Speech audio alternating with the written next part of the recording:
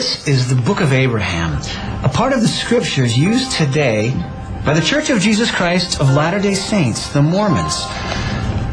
But where did this book come from? Joseph Smith, founder of the Mormon Church, claimed to translate it from an ancient Egyptian scroll he purchased from a traveling antiquities dealer in 1835. Smith claimed the scroll contained a lost book of Abraham, an original text nearly 4,000 years old. At the time in America, no one could read ancient Egyptian, but today, Egyptologists know exactly what it says. So what was this ancient scroll? Was it a lost book of Abraham, or was it something else? Stay tuned and find out for yourself.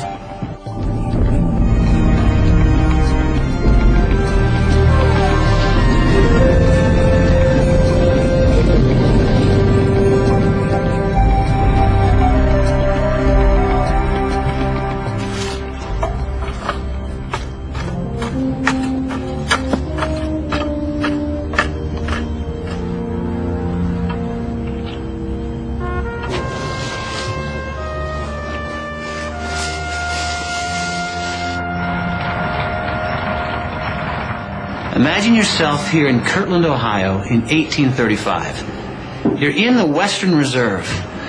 The people are farmers, blacksmiths, and millers, and about 25% are part of a fledgling community known as the Church of Jesus Christ of Latter-day Saints, the Mormons. Joseph Smith and his followers came to Kirtland in early 1831. And though the people are poor, they've begun construction on an elaborate new temple. Joseph was a young man, but he was able to inspire people, generate enthusiasm, and raise money. The temple was expensive and took a great sacrifice on the part of the people to build. But now Joseph needs to raise some more money. And what he wants to buy may surprise you.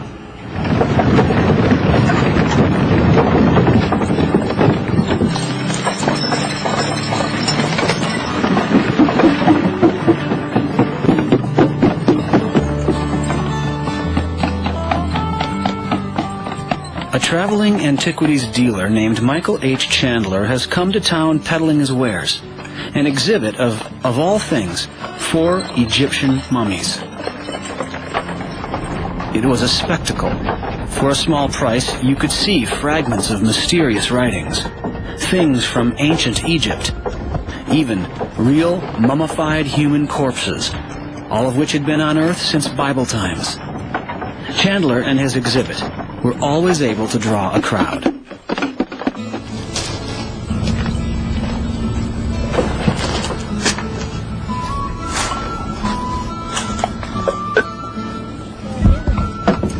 The 4 mummies were the main drawing card, but several prominent Brethren of the Mormon Church became even more intrigued by the scrolls with mysterious ancient writing, Egyptian writing.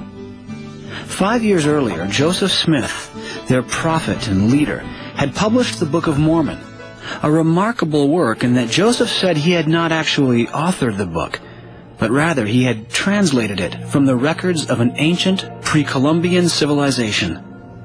Joseph said an angel appeared to him, an angel named Moroni, who presented Joseph with a set of gold plates. The plates were said to have been inscribed with a mysterious language called Reformed Egyptian. The story is that Joseph Smith translated the gold plates by the gift and power of God.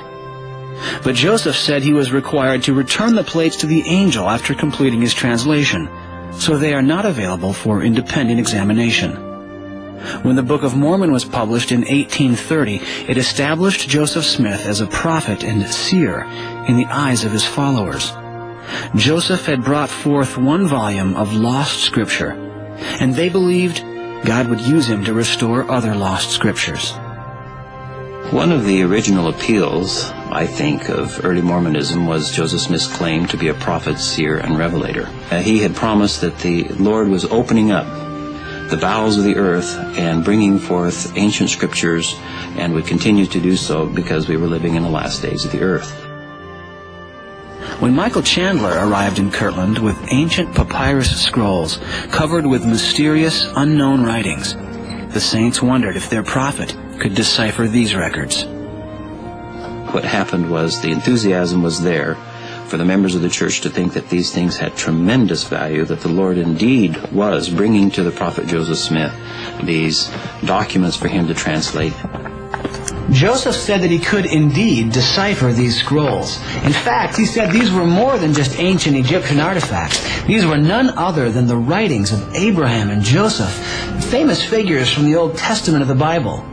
If this were true, these scrolls would be an unprecedented and momentous discovery, a preservation of writings from 2,000 years before Christ. But what were they really? Stay tuned as we investigate a remarkable Mormon claim, the rediscovery of a lost book of Abraham.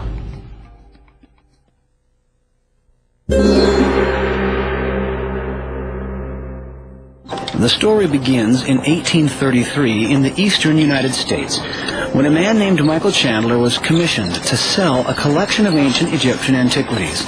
The collection included 11 mummies, 2 papyrus scrolls, and several scroll fragments.